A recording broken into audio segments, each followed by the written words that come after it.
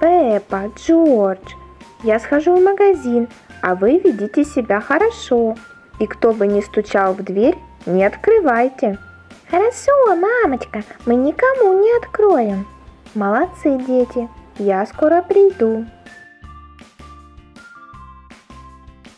Мама такой вкусный чай нам приготовила. Жаль, что печенья нет. Джордж, не волнуйся. Мама пошла в магазин и обязательно купит твое любимое печенье. Ой, Джордж, ты слышал? Пеппа, а кто это стучит в нашу дверь? Не знаю. Мама говорила никому не открывать. Не обращай внимания. Пей чай. Ой, Джордж, опять стучат?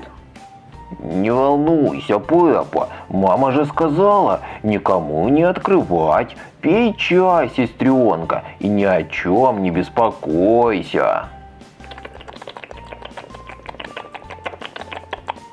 Ой, мамочка!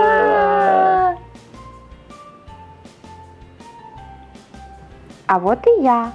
Пеппа, Джордж, как ваши дела? Мамочка, мамочка, к нам кто-то приходил и сильно-сильно стучал в дверь, но мы не открыли. Правильно, дети, если родителей нет дома, входную дверь никому нельзя открывать.